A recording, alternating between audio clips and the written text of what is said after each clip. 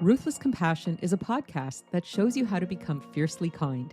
I'm the host, Dr. Marcia Sirota, and in each episode, I get into it with experts and regular folks about the things that get in the way of what we want. Things like addiction and mental health, isolation and loneliness, difficult family and work relationships, and the importance of self-care. I want to help you overcome the obstacles to living your best life, and I want to inspire you to become a powerful kindness warrior. David Sachs is a writer and business reporter. His work appears regularly in Bloomberg Businessweek, The New Yorker's currency blog, and other publications. In addition to The Revenge of Analog, he is the author of Save the Deli, which won a James Beard Award for Writing and Literature, and The Tastemakers, a witty and entertaining book about our craziness for food trends. He lives in Toronto. Welcome, David Sachs, to the Ruthless Compassion podcast. Thank you. I'm so excited to interview you today because when I found out about your book, The Revenge of Analog, Real Things and Why They Matter, I just got this thrill because to me, that's a big passion of mine, real things. Can you tell me what brought you to writing this book? Well, it really started, I guess, about, over a decade ago. So 2007, I was living here in Toronto with a friend of mine, and we had just really sort of started transferring all of our music onto the computer. We'd had, hundreds of CDs, and he was very good at using technology, and we sort of took everything and put it into iTunes and, put the CDs away. And suddenly everything was kind of stored virtually. We had a lot more space, but we really stopped listening to music almost immediately after that. And then a short while later, his parents were downsizing their house and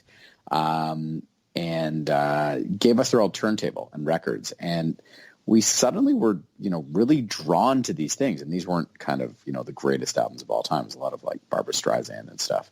Hey, wait a minute. Nothing against that. It was, as I like to say in my talks, it was your average baby boomer Jewish suburban record collection. So it was like 90% Streisand and Neil Diamond.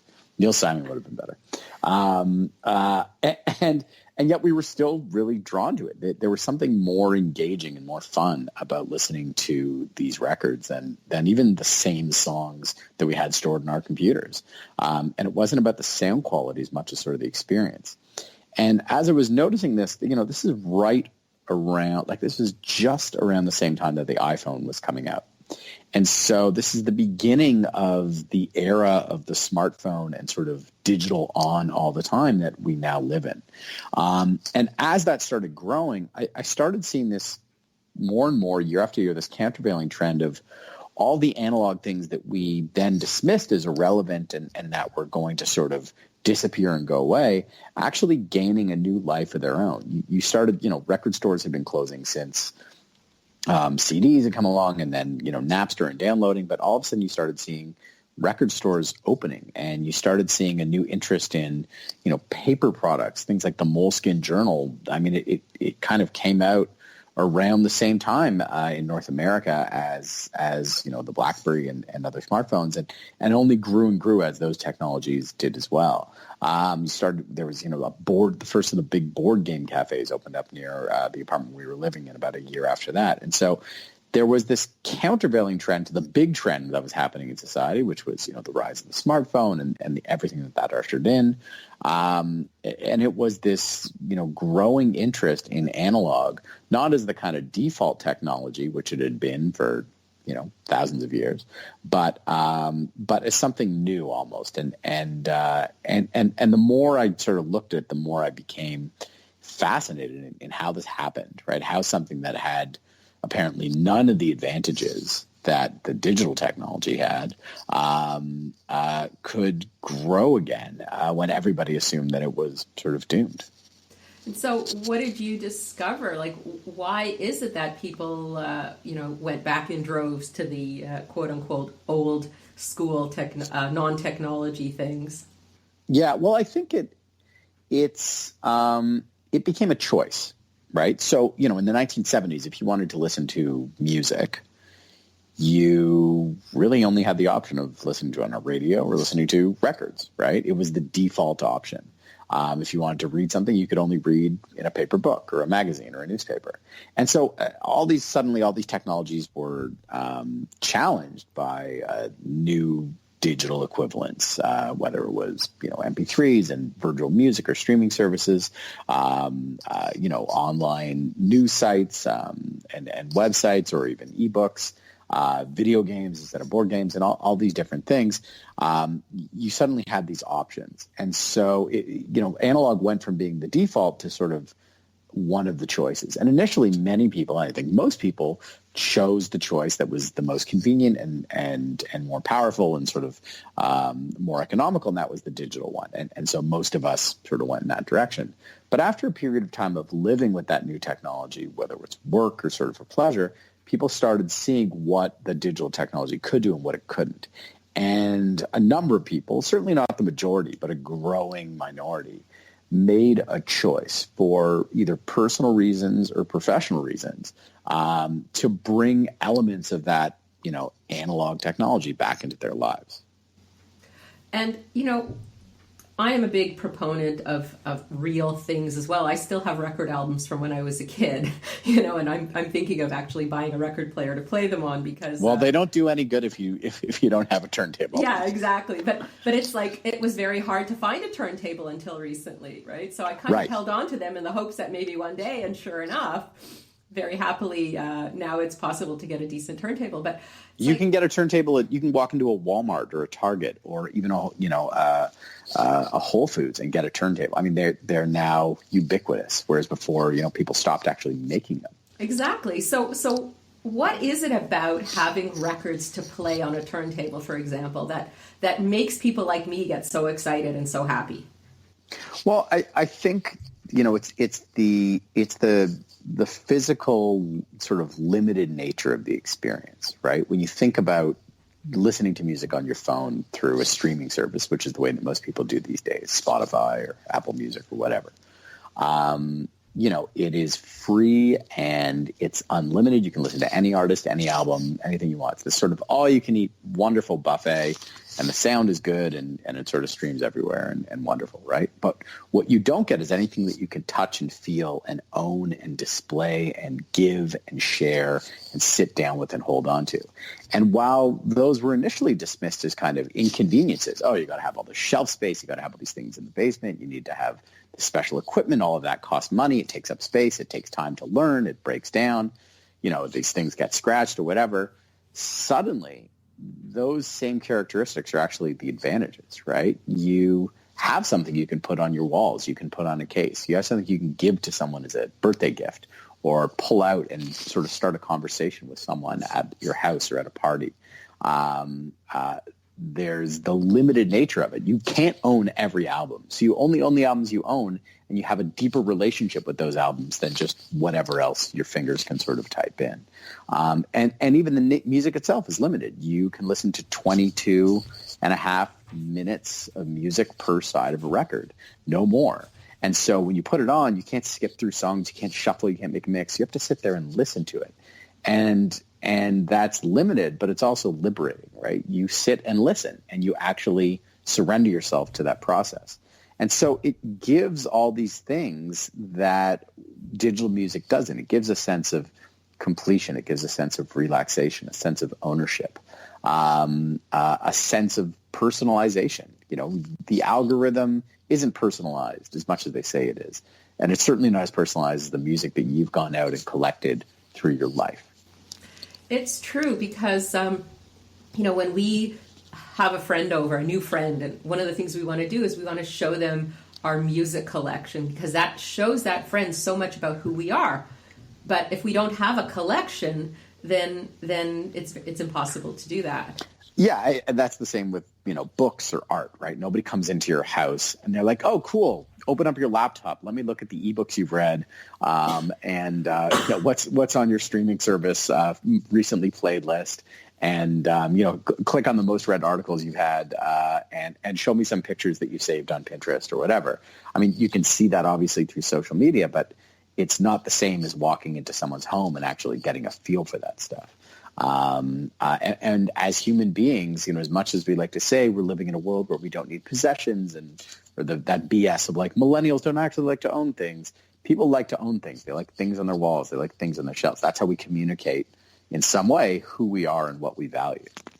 Right. And that's how we find our tribe, right? Like, the people who all like heavy metal versus the people who all like Star Wars versus the people who all like bagpipes, right? We're all often one and the same. I'm actually thinking of a father at my kid's daycare who pretty much fits that entire bucket you're describing. But then, so then he would find his tribe because he would connect with all those people who had AC/DC records and, right. Have bagpipe lessons and whatnot, right? So Scottish metalhead Trekkies. Yeah, that's a good mention for you. So what else do you think it is about, like holding things, touching things, engaging things on the physical plane? What do you think it does to us as opposed to like just pressing a button and having an experience through a button press? Well, I think the reality is that we live in a three-dimensional world, a physical world, with all sorts of sensory inputs that we've evolved over, millions of years to bring input into our bodies and communicate with. And so the idea that all of that can simply be replaced by pixels on a flat piece of glass is ridiculous. There is, an infinite amount of pleasure that we can get in the physical world from things we can touch and smell and feel and taste. And the best that the digital can do is just simulate that, right? The greatest virtual reality experience and the most high definition, best technology with cameras and everything is, at its absolute best, the sort of Turing test of it, right? The test where is that reality is it as good as reality, but it's not going to supersede that. And so I think we dismiss the value of that a little too easily.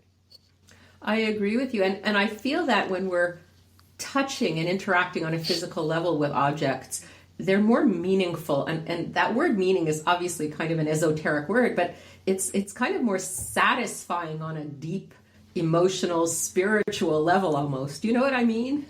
Oh, absolutely. I mean, it's not just information. There's more to the experience. I took my kids this past weekend to see the new Mary Poppins movies in a theater, right? And my son, who's 2, had never been to a movie in the theater before, but he'd seen tons of crap on Netflix and, TV and whatever. And I mean, he was just like in awe. This giant screen, this huge building, a bag of popcorn as big as his head. I don't think he really understood the movie or, it wasn't about that. It was about the totality of that experience, the loudness of it, the sound, the lights, the darkness, the popcorn. That's life. I mean, that's it, right? And so when we talk about, the people getting, you're a psychologist. So, people getting, lost in that world of social media and comparisons and so forth. It's not reality. It's a simulation of what reality is. Reality is the world outside that you walk through every day. And I think the pleasure and joy we get from that, whether it's face-to-face conversations or, the tactile things we own, the pleasure of buying a book and reading a book is real. And books are a great example, right?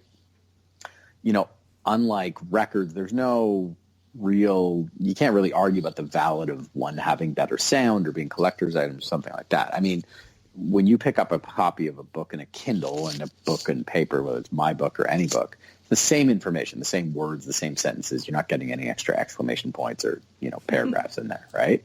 It's the exact same. And one costs double or more and the other one doesn't. One, costs, you have to cut down trees and the other one doesn't. But people overwhelmingly still prefer paper books. Like the rise of ebooks has really sort of like hit a wall. And it's still no more than, I don't know, at the high end, maybe 20% or something like that. And the regular publishing world, it's still like 15%. I mean, it's really small. And why is that? Because people prefer books, not because of some logical reason why they prefer them, because they just prefer them. They prefer to hold them. They prefer to see them. They prefer to smell them. They prefer the feeling of the paper and the pages in between their fingers, right? That's a luxury, but it's something that people say they value more. They value enough that they're making this thing, which is in theory kind of inefficient, irrelevant, relevant and sort of sustainable. But, if you're curling up in bed with a book and you got your little lamp just over your head so as not to disturb anybody, and you're just in your little cocoon, you and your book at, 11 o'clock at night, it's such a sensual and satisfying experience that, having the bright light of the Kindle shining in your face and holding this like hard, flat screen just can never give you. Yeah. And it's funny. There was a couple, so I got a Kindle in 2008, maybe 2009. And there was a couple of years where I was really reading largely on that. And then when I started research for this book, a couple of years after that, I went back to paper books. I was going to the library to get a bunch of books that I needed for research. And literally within like one page of opening a paper book for the first time in a couple of years, I was just like, oh yeah, this is so much better. Like, this is just so much better. And I can put my finger on why. It's like, it feels better. I read it easier. I mean, even in the work, the way I work, as a writer, I'm not banging out pages on a typewriter. I'm not that hardcore in the analog, and I'm not sort of dogmatic about it. But I find that when, I'll write and edit and do things on a word processor. And then at a certain point I'll print it out. And when I print it out and I sit there with the pages and I start reading them, I see things in a totally different way. I can read it in a totally different way. It appears in a totally different way. My brain processes it in a totally different way. And of course, there's all sorts of studies that show how this happens and how we see it and why this is. But it is different. And so each technology has its advantages and its disadvantages. And I think what I grew interested in, what I wrote about was the growing need to sort of accept that and see that, rather than just saying, well, the newer is better. The digital is better because it's the newer. It's the more powerful. It's the least expensive, whatever. And that's just not true. And we know what we like, right? We might not know why we like it, but we know that we like it, and we're going to respond to what we like. Exactly. So in your book, you also talk about analog in terms of ideas, not just analog in terms of objects. What do you mean by the revenge of analog ideas? Mm-hmm.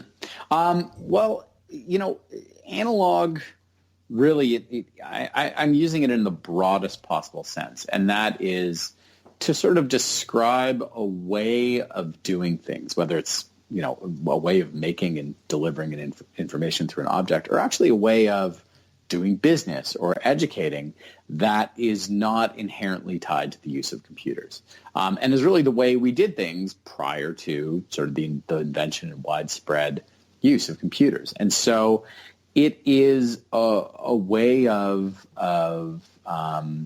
going about a certain task or going about life that really puts that sort of tangible experience front and center.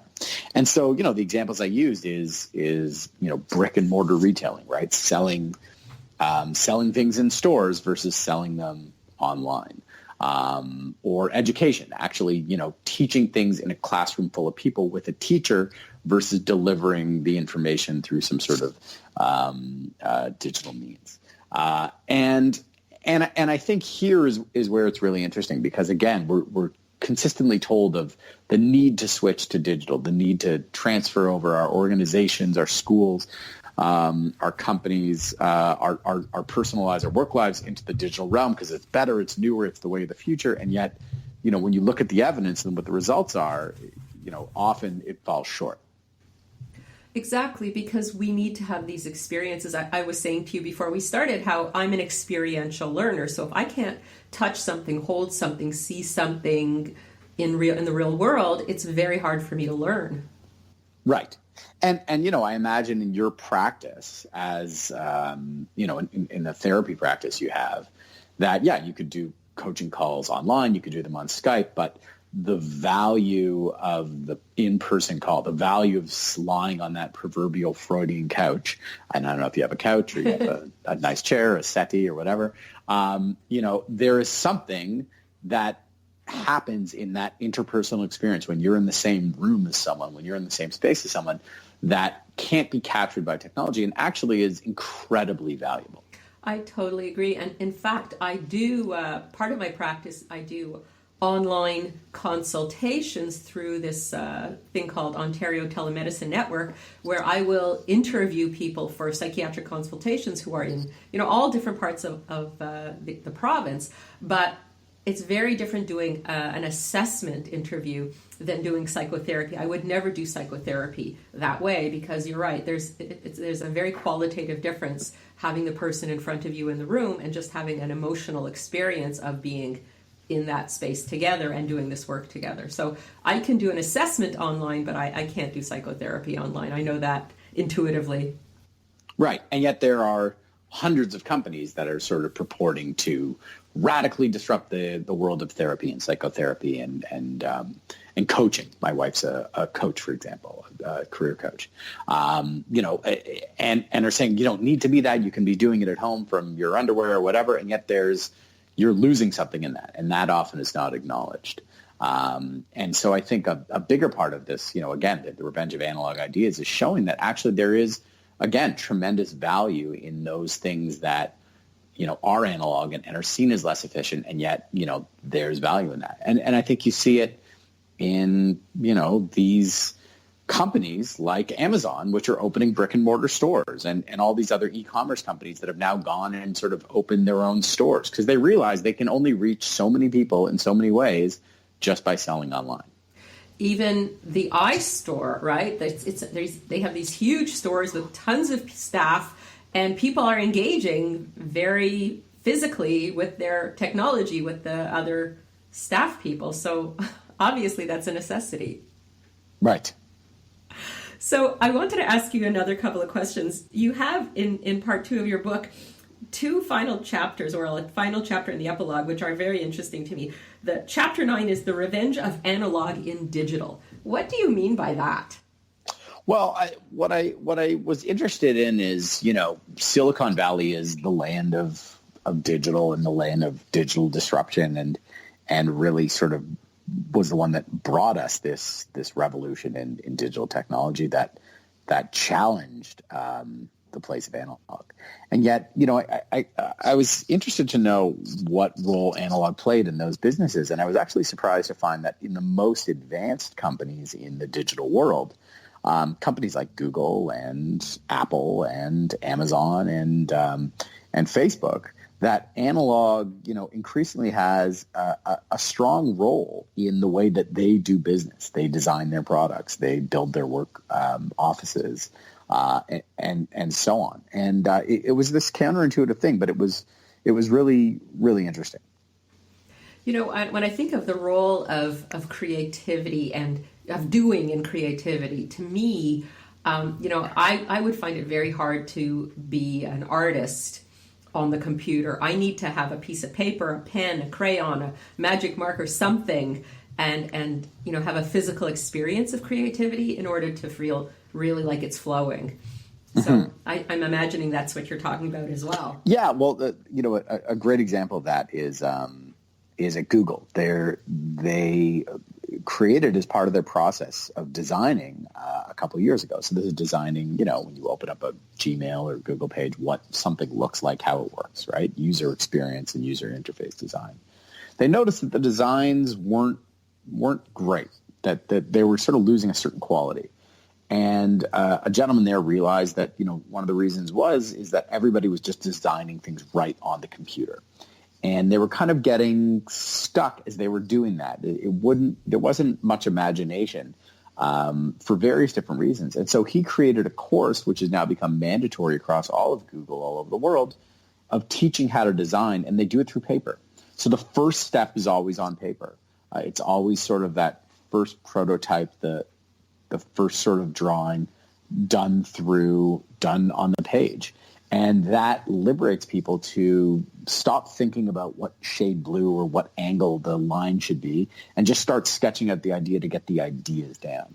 And I think people do that in a lot of different ways in the way they work, whether it's, brainstorming things with sticky notes and big pieces of paper when they're thinking about an idea or a presentation before they go into their, PowerPoint or even the therapy practice and taking notes, shorthand notes, instead of sitting there and clacking away on a laptop. That has a real impact and that obviously changes things. Absolutely. There's a different mindset you get when you're typing into your phone or your tablet than when you're jotting things down with handwriting, isn't there? Yes. So in your epilogue, you have a chapter called the Revenge of Summer, and I really wanted to ask you about that because that sounds very interesting. Well, it was a good excuse to go back to my summer camp as a 30-something-year-old. But there was this notion that you keep hearing over and over that, kids these days, well, they don't care about analog. They don't care about the stuff. They're so digital. They're born digital, and that's what they love, and that's what they know, and don't even bother with this stuff. It's ridiculous. And first of all, what I was finding in my research, whether it was in records or film cameras or paper products or books or any of these areas, was that the generations that were driving the sort of rebirth of analog were actually the younger ones, people in their 30s and 20s and even younger, right? I was thinking my friend's daughter who lives near you and got, for her 9th birthday, an Instax film camera. And for her, it was the coolest thing ever. And this is a kid who's only known sort of photos through an iPad her entire life, right? So they see it as something new. But I wanted to find out about sort of the essence of that, and also what the consequences of that are for a place like a summer camp that really is one of those last islands of kind of analog purity, I guess you can call it. And my camp, which is called Walden, which is, I think, the most popular name of summer camps anywhere, which is sort of 3-something hours outside of Toronto. It was in an area that didn't really have cellular service or reliable cell service for a couple of years ago. And then it started coming, and I noticed on newsletters from the camp, or my friends were saying with their kids going there, they were starting to have issues with phones at camp, and they were really cracking down on it and starting to seize phones. So I wanted to go and see what that was like, why the camp thought that was something that was valuable, and also why the kids, what they thought about going away for 2 months without their phones, and without their iPads, and even the kids whose phones got taken away from them, what that meant to them. And what was it like to go to this camp and see it? Oh God, it made me feel old. I mean, just ancient. Nothing changed.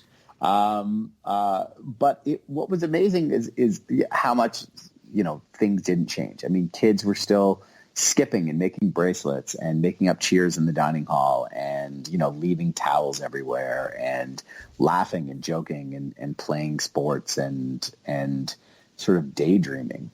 And when I talked to them, the younger ones, the, 8-year-olds and 9-year-olds were like, I miss my games, I miss my iPad. But the older ones, especially the sort of early teens, 13, 14, 15, going into sort of the early years of staff, and especially the ones who had, brought phones, stuck them up and then lost them or had them confiscated, said, this is these 2 months are a refuge for me from the stress of that. This is a sort of a sanctuary. And these are the times when I actually get to see my friends and talk to them and interact with them and laugh and build those relationships in a way that, is changed when I go home, and it's mediated through Snapchat and Instagram and whatever the hell kids are using these days. I think everybody of every age should have a mandatory month of summer camp every year. Sounds wonderful. 50-year-olds going to summer camp and leaving their technology and, riding horseback and skinny dipping at night. I think that would be fantastic. That sounds awesome. Well, it was really fantastic talking to you today, David. I want to You too, Marcia. Oh, thank you. I wanted to ask you where people can find you and read more about the interesting things you're exploring these days. Well, I'm unfortunately on Twitter, though I try to stay off it, and various other social media sites. I'm in the pages of the book, which is really the best way to get to know these things. Not that I'm trying to sell the book, just, there's more depth in there than my pithy social media tweets. So your last name is spelled S-A-X, David Sachs. And if you have any call to action for your readers, before we go, anything that you would like to ask them to consider or try moving forward, what would that be? One of the things that actually got me into doing this and interested in it was a practice that I started around the same time that I started thinking about this book. And that was, taking what I'd, termed or other people call a digital Sabbath, which is, on a Saturday or a Sunday or the whole weekend, or especially a vacation, turn off your phone, leave it at home, right? Turn off your computer. Like, just don't use it. Do something else. Go record shopping, read a book, go to a walk, go to a museum, go to a movie. Don't try to do a day, a morning, a weekend, a vacation, a serious chunk of time without a phone in your weekly ritual as a restorative sort of pause, and see what that's like. I can imagine everybody having like a mixed reaction, like a part thrill and part terror. Isn't that the most exciting stuff in life, though? Doesn't it have that reaction? Isn't that the best stuff for us? It's like exercise. Absolutely. The stuff that's the most scary, but the most exciting, for sure. Exactly. And the most rewarding. There we go. Absolutely. Well, I will encourage everybody to take you up on your suggestion or on your challenge to have a break from technology, one time a week for however long they can stand it. I think that's a great idea. And again, thank you so much for coming on the show. It's been really wonderful talking with you, David. My pleasure. Thank you. That was the fascinating David Sachs, and I'm Dr. Marcia Sirota. If you like this podcast, please review it on iTunes, and you can sign up for my free monthly wellness newsletter at marciasirotamd.com, where you'll also learn about my new online courses.